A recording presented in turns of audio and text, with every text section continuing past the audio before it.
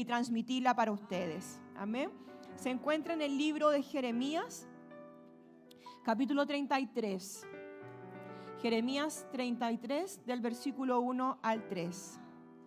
Jeremías fue un profeta que fue destinado desde el vientre de su madre para ser un proclamador de la profecía del Señor en un tiempo muy complejo, en el reino de Judá, donde se le llamó a advertir al pueblo de que iba a haber un juicio tras su rebelión.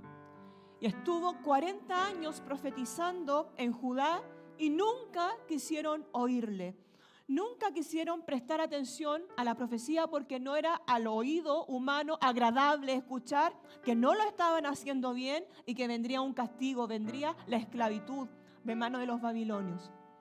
Y estando en esa condición, estando Judá asediado por el rey Nabucodonosor, estaba Jeremías encarcelado. Porque al rey Sedequías, que era el rey que había puesto Nabucodonosor, que era israelita, pero era solamente una apariencia, porque no era gobernado por Nabucodonosor, no le gustó oír la profecía constante que venía a mostrar el pecado y también la sentencia que tendría. Entonces, como no lo quiso oír, fue llevado a la prisión muchas veces Jeremías. Y entre paréntesis, si nos ponemos a pensar, la vida de los profetas humanamente fue triste. Porque nunca los oyeron, siempre los martirizaron y nunca el pueblo de buena manera quiso recibir la profecía, el llamado del Señor. Y aquí vemos en este sentido al pobre Jeremías, que lo tiraron hasta una cisterna seca, donde estaba llena de lodo, donde tantas cosas él padeció. Estuvo a punto de morir muchas veces. Y ahora él encarcelado por transmitir la verdad, él dice estas palabras. Vino palabra de Jehová a Jeremías la segunda vez, estando él aún preso en el patio de la cárcel, diciendo: así ha dicho Jehová, que hizo la tierra, Jehová que la formó para firmarla. Jehová es su nombre. Miren cómo prepara el corazón. Esta palabra no la vengo a decir de mi propia cuenta.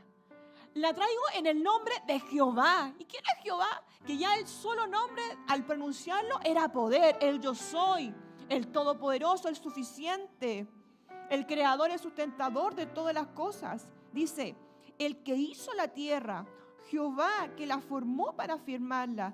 Jehová es su nombre. Clama a mí y yo te responderé y te enseñaré cosas grandes y ocultas que tú no conoces. Nos gusta este versículo, sobre todo la primera parte del versículo 3, donde dice, clama a mí y yo te responderé. ¡Oh! Y yo imagino para el corazón que anda solamente buscando el favor de Dios, aquí está la mía. Dice, clama a mí, llámame y yo te responderé, como que fuera automático. Como que esto fuera, voy a decirlo vulgarmente, la polar, llegar y llevar. Es como, clamo y me responde. No es tan así la cosa. Porque para clamar a Dios debe haber primero la conciencia de Jehová.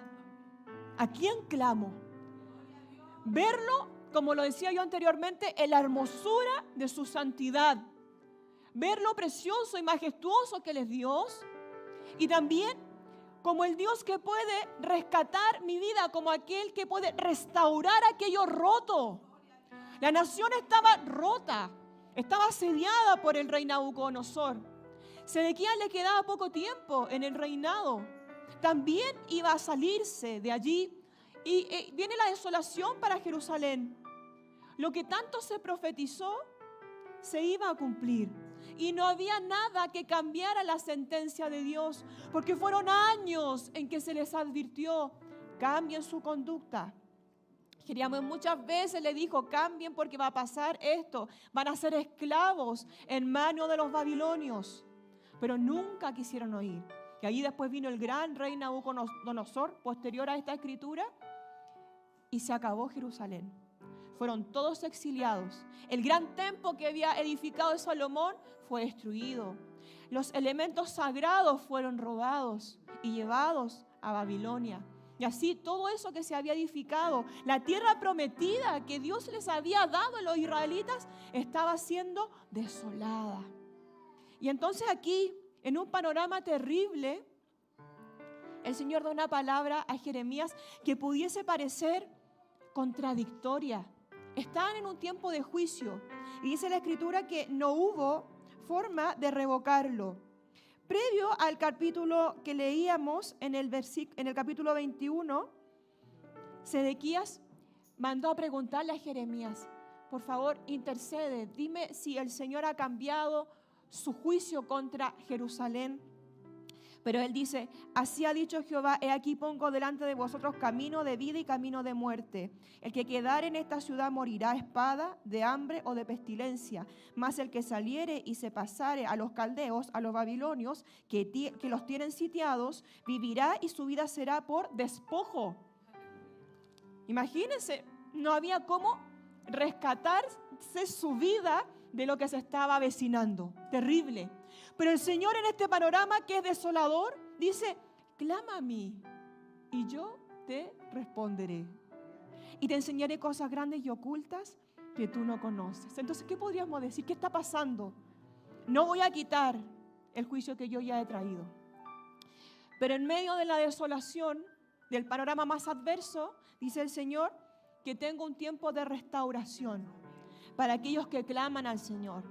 Insisto, ¿qué es clamar? No es venir aquí a pedir de manera somera, ligera, irreverente, tratando de igual a igual o de inferior a Dios. No, para clamar yo debo saber quién es Dios y mirarle así, considerarle así, no minimizar la figura de Dios. Que Él creó todo, como lo dice acá Jeremías, el que estableció la tierra, el que la firma, Él es Dios. Y si tiene esa potestad para crear y para sustentar la creación, también tiene el poder para restituir la vida de aquel que clama a Dios. Clamar es más profundo que orar, porque tiene relación la oración con un diálogo que tenemos con Dios. Pero el clamor tiene que ver con un grito desesperado, donde solo sé que mi ayudador es Dios. Incluso no se trata tanto de gritar, sino que el alma se aferra a esa única esperanza que es Dios. Clama a mí cuando yo me acerco. En esa perspectiva Dios, dice Él, y yo te responderé. Y te enseñaré cosas grandes y ocultas que tú no conoces.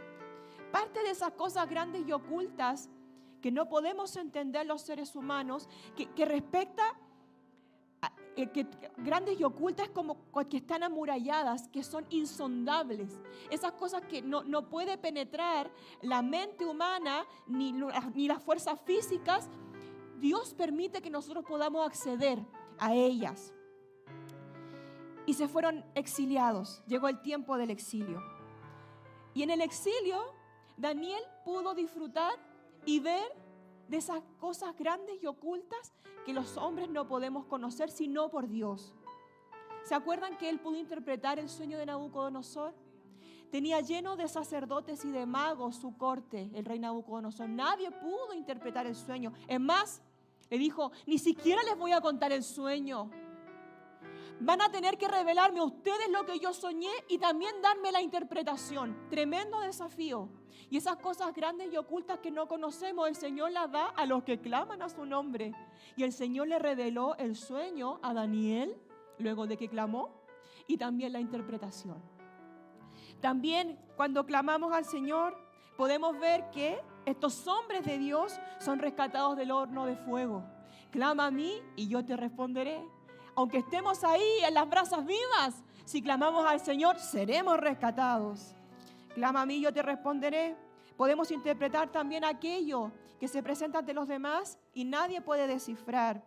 Hubo una escritura en la pared: por juicio a Babilonia, porque el rey Belsasar, que fue nieto de Nabucodonosor, profanó los elementos del templo. Usó las copas para tomar vino, por ejemplo, y los tomó en medio de la lujuria de su celebración. Y vino una mano, que fue la mano de Dios, que escribió en la pared un mensaje que nadie más pudo descifrar sino Daniel, el hombre que clamaba a Dios y él le respondía.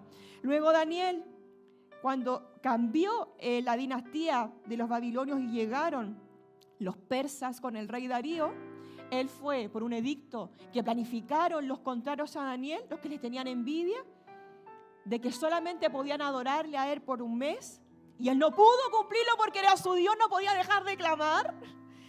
Fue llevado al foso de los leones. Y en el foso de los leones, ¿qué hizo Daniel? Clamó al Señor. ¿Y qué ocurrió? Fue rescatado del foso de los leones. Entonces podemos ver que esas cosas grandes y ocultas que no conocemos, el porvenir, el sustento, tantas cosas que necesitamos también para vivir, que no lo podemos tener de manera humana, cuando clamamos al Señor, Él las muestra, Él las revela y Él las concede. Entonces aquí, en medio quizás de un panorama desolador, muchos en aquel tiempo, en el tiempo de la esclavitud por parte de los babilonios, del reino de Judá, no quisieron clamar. No clamaron en la advertencia y no clamaron en el exilio. Mas hubo un remanente fiel que siguió viviendo. ¿Y por qué siguió viviendo? Porque su esperanza no se apartó del Señor. Siguieron clamando a Él, así como estos jóvenes que salieron a Babilonia, Daniel y sus amigos, y pudieron ver esto que proclamó Jeremías: clama a mí y yo te responderé y te enseñaré. Te enseñaré es instruir. Nos enseñará el Señor cuando clamamos, pero también nos mostrará por medio de la experiencia nuestra el resultado de clamar al Señor, pero de verdad. Y eso es lo que hace falta hoy en la iglesia del Señor, que la gente, que la iglesia, que los cristianos miremos al Señor como Él es. No acercarnos con dudas, ni tampoco con autocompasión, ni con el panorama roto, sin pensar que Él lo puede cambiar. Dios puede restaurar la vida. Y así como lo proclamó Jeremías, y hubo restauración para Jerusalén, y hay una futura restauración que habla del reino de Cristo con ellos. Imagínense, de esa manera Dios también tiene bendiciones para aquellos que claman al Señor. Amén. ¿Habrá algo muy difícil para Dios? ¿Habrá un panorama totalmente oscuro que Él no pueda esclarecer con su bendición? No. Lo que tenemos que hacer, sí es claro, clamar al Señor, al Dios Todopoderoso, y Él puede cambiar ese lamento en baile. Amén. Que Dios nos bendiga. Y esta ha sido la primera palabra que Dios tiene para nosotros. Amén. Demos gracias al Señor por ella. Gracias por tu palabra, Señor. Tú eres un Dios que viene a presentarse a nuestra vida como el formador, como el guiador y como el restaurador. Siempre nos enseñas, siempre nos instruyes, Señor, y nos muestras con el reflejo de los que nos antecedieron las consecuencias de alejarse de tus caminos, de ser rebeldes a tu llamado, de buscar fuerza y adoración en lo creado por los seres humanos, en la idolatría. Hay tristes consecuencias, Señor, para aquellos que se alejan de ti, que apartan su corazón de seguir tus mandamientos, los que dejan de ver la hermosura de tu santidad. Tú siempre adviertes, Señor. Siempre, Señor, antes de traer la disciplina a la vida de las personas que te importan, que están en tu camino, tú traes, Señor, advertencia. Y cuando no cambian, si están en tu camino, tú las corriges, y a veces la mano es severa, pero siempre muestras en todo tiempo tu mano de misericordia y de redención. Nunca te olvidas de los tuyos, nunca abandonas a tus hijos, nunca te apartas de tus escogidos, mas tú los corriges. No puedes dejar de hacerlo porque eres un Dios amoroso, eres un Dios que quiere salvar las almas. Por eso, si hemos pasado disciplina, gracias, porque eso significa que estamos en tu mirada y que no quieres que nos apartemos, Señor. Más lo que me conmueve, Señor, es tu mirada de amor constante. Tú nunca te alejas. Tú siempre muestras el auxilio, la forma, la escapatoria, Señor, para nosotros poder seguir caminando, avanzando y para poder concluir el proceso de la prueba. Señor, tú prometiste restauración y prometes, Señor, vindicación para aquellos que claman de todo corazón a tu precioso y santo nombre. Tu palabra es clara. Dice Jeremías por medio de la Escritura que Jehová, el Dios creador, el sustentador de todas las cosas, le dice a su pueblo: clama a mí y yo te responderé. Clama a mí y yo te responderé. Y te enseñaré por medio de la experiencia de la vida, por medio de mi palabra, por medio de quién es, en su tributo y naturaleza divina, quién es Dios. ¿Qué es lo que puede hacer por nuestras vidas? Él dice: te enseñaré cosas grandes y ocultas que tú no conoces. Gracias, Señor, por tu palabra, porque solamente muestra de tu amor, de que tú nunca desamparas la obra de tus manos y que en tu camino hay seguridad, hay esperanza. Nunca es tarde para clamar. Aunque estemos en medio de la desolación, aunque estemos en un proceso difícil, es el momento propicio para clamar al Señor con el corazón. No es el momento para alejarse más, no es el momento para culpar, no es el momento para desistir. Es el momento de levantar la mirada y decir, como dijo el salmista: alzaré mis ojos hacia los montes.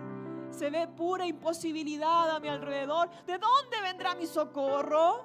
Si miro al cielo, mi socorro viene de Jehová, que hizo los cielos y la tierra. ¿Cómo se confirma tu mensaje, Señor? Gracias por tu palabra. Tú quieres, tú instas hoy a tu pueblo a que clamemos a ti, para que te pueda glorificar sobre nuestras vidas. Quizás, Señor, ha faltado este acto de fe y de confianza. Ayúdanos, Señor, a buscarte con todo nuestro corazón, porque dice tu palabra que al corazón contrito y humillado tú no desechas, tú no desprecias jamás. Señor, ayúdanos a hacer esta palabra viva en nuestro corazón, que este mensaje no vuelva vacío, sino que en medio del panorama que hoy día estemos viviendo, sepamos clamar a tu santo y precioso nombre, con esta conciencia de que tú eres un Dios omnipotente, omnisciente y omnipresente. Gracias, mi Señor. Levántanos revestidos de tu gracia, con esta palabra atesorada en nuestro corazón, que no la olvidemos, sino que en medio de las distintas circunstancias de la vida podamos clamar a ti, tal como lo enseñó hoy tu Escritura, tu santa palabra. Todo esto te lo agradecemos y rogamos en el nombre de Jesús, nuestro bendito y buen Salvador.